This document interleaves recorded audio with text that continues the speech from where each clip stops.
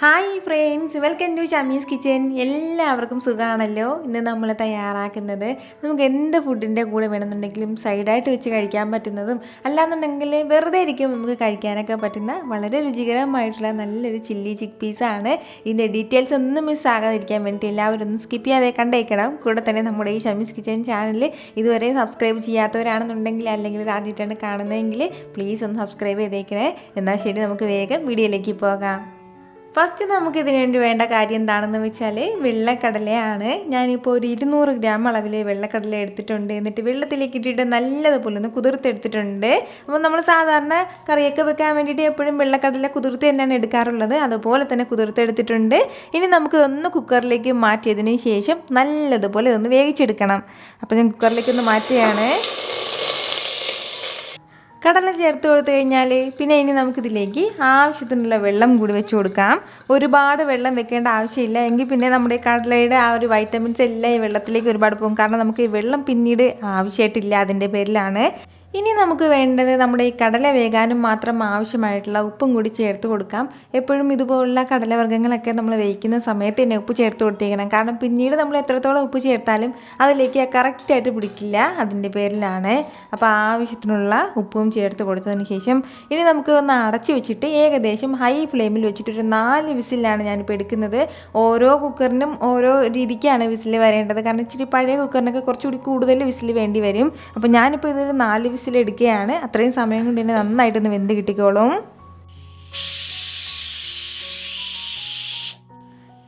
ഇതിപ്പോൾ ഒരു 4 വിസിലോളം വന്നിട്ടുണ്ട്. ഇത് ഇത്രയും തന്നെ മതിയാവും. ഇനി നമുക്ക് ഫ്ലെയിം ഒന്ന് ഓഫ് ചെയ്ത് കൊടുക്കാം. ഇപ്പോൾ ഇതിൽ നന്നായിട്ട് പ്രഷർ ഉള്ളതാണ്. ഈ കംപ്ലീറ്റ് പ്രഷറും പോയതിന് ശേഷം മാത്രം നമുക്കൊന്ന് തുറന്നെടുക്കാം.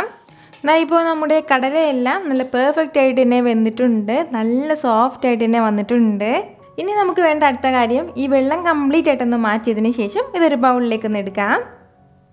ഇതുപോലെ ഒരു ബൗളിലേക്കൊന്ന് മാറ്റി കഴിഞ്ഞാൽ പിന്നെ ഇനി നമുക്കിതിലേക്ക് വേണ്ടതാണ് ഒരു 2 സ്പൂൺ അളവിൽ കോൺഫ്ലോറും കൂടി, അതുപോലെ തന്നെ 1 സ്പൂൺ അളവിൽ മൈദാമാവും ചേർത്ത് കൊടുക്കുകയാണ്. ഇനിയിപ്പോൾ നമ്മുടെ കയ്യിൽ കോൺഫ്ലോർ ഇല്ല എന്നുണ്ടെങ്കിൽ മൈദാമാവ് മാത്രം ചേർത്ത് കൊടുക്കാം. അതുപോലെ തന്നെ മൈദാമാവ് ഇല്ല എന്നുണ്ടെങ്കിൽ കംപ്ലീറ്റ് ആയിട്ട് കോൺഫ്ലോറും ചേർക്കാവുന്നതാണ്. ഇത് രണ്ടും ചേർത്ത് കൊടുത്തതിന് ശേഷം ഇതെല്ലാം കൂടി നന്നായിട്ട് ഇതുപോലെ ഒന്ന് മിക്സ് ചെയ്തെടുക്കണം. അപ്പോൾ ഇതുപോലെ ഒന്ന് മിക്സ് ചെയ്തെടുക്കുന്ന സമയത്ത് നല്ല രീതിയിൽ ഇതെല്ലാം ഒന്ന് കോട്ടായി കിട്ടും നമുക്ക്. ഇതിപ്പോൾ ഒരൊറ്റ തവണ മാത്രമേ ഇതിലേക്ക് മാവെല്ലാം ഒന്ന് കോട്ടായി കിട്ടിയിട്ടുള്ളൂ. നമുക്ക് കുറച്ചും കൂടി നല്ല കട്ടിയായിട്ട് ഇതിൻ്റെ പുറം ഭാഗത്ത് കോട്ടിങ് കിട്ടാൻ വേണ്ടിയിട്ട് ഒരല്പം വെള്ളം ഒന്ന് തളിച്ചു കൊടുക്കാം നമുക്ക്. അതിന് ശേഷം വീണ്ടും ഇതെല്ലാം കൂടി ഒന്നും കൂടി ഒന്ന് മിക്സ് ചെയ്ത് കൊടുക്കാം.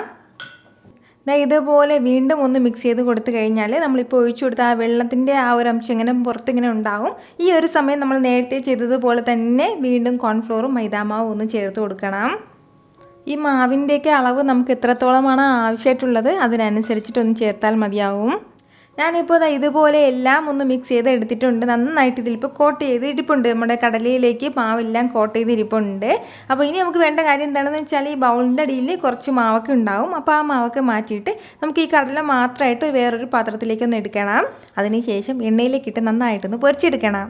ഫ്രൈ ചെയ്യാൻ ആവശ്യമായിട്ടുള്ള എണ്ണയെല്ലാം ഇവിടെ നന്നായിട്ടൊന്ന് ചൂടായിട്ടുണ്ട്. അപ്പോൾ ആ മാവെല്ലാം മാറ്റിയതിന് ശേഷമുള്ള ഇത് കടലയാണിത്. ഈ കടല കംപ്ലീറ്റ് ആയിട്ട് നമുക്ക് ഇതിലേക്കൊന്ന് തട്ടിക്കൊടുക്കാം. ഇത് ഫ്രൈ ചെയ്തെടുക്കുമ്പോഴത്തേക്കും പ്രത്യേകം ശ്രദ്ധിക്കേണ്ട കാര്യമാണ് ഫ്ലെയിം നല്ലതുപോലെ ഹൈയിൽ തന്നെ വെച്ചിരുന്നാൽ മതിയാവും. ഒരുപാട് ലോ ഫ്ലെയിമിൽ മീഡിയം ഫ്ലെയിമിൽ വെക്കേണ്ട ആവശ്യമില്ല. കാരണം ഇതിൻ്റെ പുറം ഭാഗം മാത്രം നന്നായിട്ടൊന്ന് ക്രിസ്പിയായി കിട്ടിയാൽ മതിയാവും. പെട്ടെന്ന് തന്നെ നമുക്കിത് ഫ്രൈ ചെയ്തെടുക്കാൻ പറ്റുന്ന ഒരു കാര്യമാണ്. ഒരുപാട് സമയത്ത് നമ്മൾ ഫ്രൈ ചെയ്യുകയാണെന്നുണ്ടെങ്കിൽ നമ്മുടെ കടലയെല്ലാം നല്ലതുപോലെ ഹാർഡായി പോകും. നമുക്ക് അങ്ങനെയല്ല കിട്ടേണ്ടത്. അതുപോലെ തന്നെ ഇത് ഉടൻ തന്നെ നമ്മളിത് ഇളക്കി കൊടുക്കാനും പാടില്ല. അങ്ങനെയാണെന്നുണ്ടെങ്കിൽ ഇതിൻ്റെ പുറത്ത് നമ്മളിപ്പോൾ ചെയ്തിരിക്കുന്ന ആ കോട്ടിങ് എണ്ണയിലേക്കും പെട്ടെന്ന് പടർന്നു പോകും. അതിൻ്റെ പേരിൽ ഒരു 30 സെക്കൻഡ് കഴിഞ്ഞതിന് ശേഷം മാത്രം പതുക്കെ ഒന്ന് ഇളക്കിയിടാം. ഒരല്പ സമയത്തിന് ശേഷം നമുക്കിതുപോലെ പതുക്കെ ഇതൊന്ന് ഇളക്കി കൊടുക്കാം. ഒരുപാട് ഇങ്ങനെ ഹാർഡായിട്ട് ഇങ്ങനെ മുരിഞ്ഞ് കിട്ടണം എന്നുള്ള ആവശ്യമില്ല. ലൈറ്റായിട്ട് മാത്രം ഒന്ന് മുരിഞ്ഞ് കിട്ടിയാൽ മതിയാവും. നല്ലൊരു ഗോൾഡൻ കളറായി തുടങ്ങുന്നതിന് മുമ്പ് തന്നെ നമുക്കിത് എടുക്കാവുന്നതാണ്. ഇതുപോലെ നന്നായിട്ട് ഇതിൻ്റെ പുറംഭാഗം എല്ലാം ഒന്ന് മുരിഞ്ഞ് കിട്ടിക്കഴിഞ്ഞാൽ പിന്നെ നമുക്കിത് എടുക്കാവുന്നതാണ്. ഇനി നമുക്ക് വീണ്ടും വേണ്ടത് മറ്റൊരു കടായി ഒന്ന് അടുപ്പത്തേക്ക് വെച്ചിട്ട് നല്ലതുപോലെ ഒന്ന് ചൂടായി വരുമ്പോഴത്തേക്കും അതിലേക്ക് ഒരല്പം എണ്ണ ചേർത്ത് കൊടുക്കാം. ഫ്ലെയിം ഞാനിപ്പോൾ ഹൈയിലാണ് വെച്ച് കൊടുത്തിട്ടുള്ളത്. ചടപടേന്ന് വേണം ഹൈ ഫ്ലെയിമിൽ വെച്ചിട്ട് വേണം ബാക്കി കാര്യങ്ങളെല്ലാം ഒന്ന് തയ്യാറാക്കി എടുക്കാനായിട്ട്. അതായത് ഒരു ചെറിയ സവാള ഞാൻ എടുത്തിട്ടുണ്ട്. മീഡിയം സൈസ് സവാളയാണെന്നുണ്ടെങ്കിൽ പകുതി മതിയാവും. ഇതുപോലെ ചെറുതായിട്ട് അരിഞ്ഞിട്ട് അത് ചേർക്കാം. കൂടെ തന്നെ ഒരു 6 വെളുത്തുള്ളി അല്ലി എടുത്തിട്ടുണ്ട്. നമ്മുടെ ഈ വെളുത്തുള്ളി അല്ലിയൊക്കെ ഇതിലേക്ക് മസ്റ്റാണ് കേട്ടോ. അതിൻ്റെ ആ ഒരു ഫ്ലേവറൊക്കെ അതിൽ പ്രത്യേകം ഇങ്ങനെ എടുത്ത് കാണിക്കുന്നതായിരിക്കും. അതുപോലെ തന്നെ നമ്മുടെ എരിവിന് ആവശ്യമായിട്ടുള്ള 2 പച്ചമുളകും കൂടി. പച്ചമുളകിൻ്റെ അളവ് കൂട്ടുകയും കുറയ്ക്കുകയും ചെയ്യാവുന്നതാണ് നമുക്കിതിലെ. ഇനി ഈ ഫ്ലെയിം ഇങ്ങനെ തന്നെ ഹൈയിൽ തന്നെ വെച്ചിട്ട് തന്നെ പെട്ടെന്ന് ഇതിനൊന്ന് വഴറ്റിയെടുക്കാം. ഒരേ 1 മിനിറ്റ് മാത്രം നമ്മളിതുപോലെ ഒന്ന് വഴറ്റിയെടുത്താൽ മതിയാവും. നല്ലതുപോലെ ഒന്ന് വാടി വഴണ്ട് കിട്ടിയാൽ മതിയാവും. ഒരുപാട് സമയത്ത് വഴറ്റിയിട്ട് ഇതിൻ്റെ കളറൊന്നും മാറേണ്ട ആവശ്യമില്ല. ഇപ്പോൾ നമ്മുടെ സവാളയെല്ലാം നന്നായിട്ടൊന്ന് വഴണ്ട് തുടങ്ങിയിട്ടുണ്ട്. ഈ ഒരു സമയം പിന്നെ ഇനി നമുക്കിതിലേക്ക് വേണ്ടതാണ് 1 ടേബിൾ സ്പൂൺ അളവിൽ ടൊമാറ്റോ സോസും കൂടി അത് ചേർത്ത് കൊടുക്കാം. ടൊമാറ്റോ സോസ് വീട്ടിൽ തയ്യാറാക്കുന്ന റെസിപ്പി മുമ്പ് അപ്ലോഡ് ചെയ്തിട്ടുണ്ടായിരുന്നു കേട്ടോ. അപ്പോൾ ആവശ്യമുള്ള എല്ലാവരും ഒന്ന് കണ്ടു നോക്കിയേക്കണം.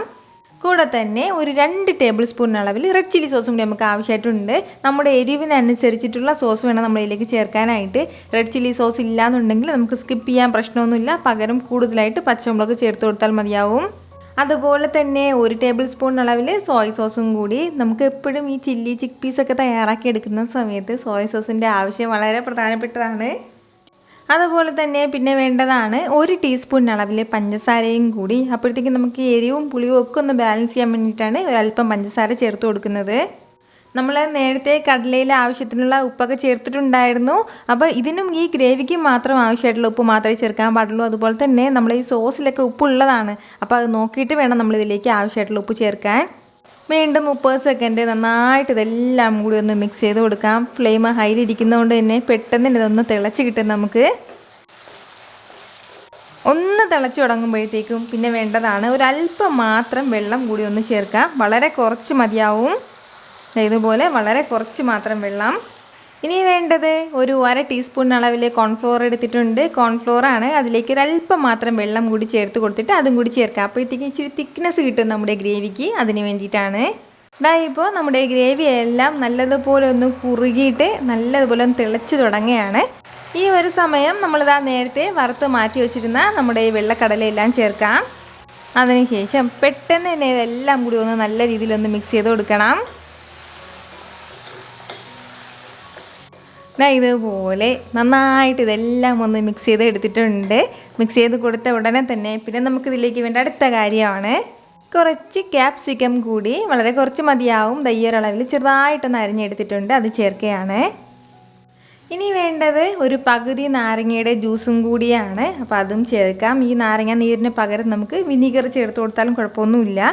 നാരങ്ങ നീരുണ്ടെങ്കിൽ അത് തന്നെ മതിയാവും.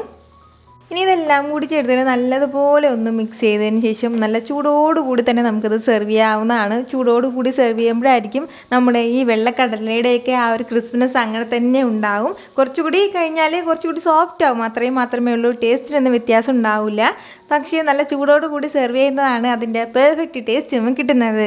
ഇതുവരെ നമ്മുടെ വെള്ളക്കടല വെച്ചിട്ട് ചില്ലി ചിക്ക് പീസ് തയ്യാറാക്കിയിട്ടില്ല എന്നുണ്ടെങ്കിൽ ഉറപ്പായിട്ടും ഒന്ന് ട്രൈ ചെയ്ത് നോക്കണം കേട്ടോ. ഒരു വ്യത്യസ്തമായിട്ടുള്ള ടേസ്റ്റിൽ എല്ലാവർക്കും നന്നായിട്ട് ഇഷ്ടപ്പെടുന്ന ടേസ്റ്റിൽ നമുക്ക് കിട്ടുന്ന ഒന്നായിരിക്കും. അപ്പോൾ ട്രൈ ചെയ്ത് നോക്കിയതിനു ശേഷം മറക്കാതെ നിങ്ങളുടെ ഫീഡ്ബാക്ക് ഒന്ന് അറിയിക്കണം. കാരണം നിങ്ങളുടെ ഫീഡ്ബാക്ക് കാണുമ്പോഴായിരിക്കും അത് മറ്റുള്ളവർക്ക് തയ്യാറാക്കി നോക്കണം എന്നുള്ളൊരു പ്രചോദനം ഉണ്ടാകുന്നത്. അപ്പോൾ ഈ വീഡിയോ ഇഷ്ടമായാൽ ഇതൊന്ന് ലൈക്ക് ചെയ്യാനും കൂടെ തന്നെ നിങ്ങളുടെ ഫ്രണ്ട്സിനും ഫാമിലിക്കും എല്ലാവർക്കും ഒന്ന് ഷെയർ ചെയ്ത് കൊടുക്കാൻ ആരും മറക്കരുത്. നാളെ വീണ്ടും 2 മണിക്ക് നല്ലൊരു ഉഷാറ് വീഡിയോ ആയിട്ട് കാണാം. അതുവരേക്കും എല്ലാവരും ഹാപ്പി ആയിട്ടിരിക്കുക, സന്തോഷമായിട്ടിരിക്കുക, എല്ലാവരും സേഫ് ആയിട്ടിരിക്കണം. Take care dear friends.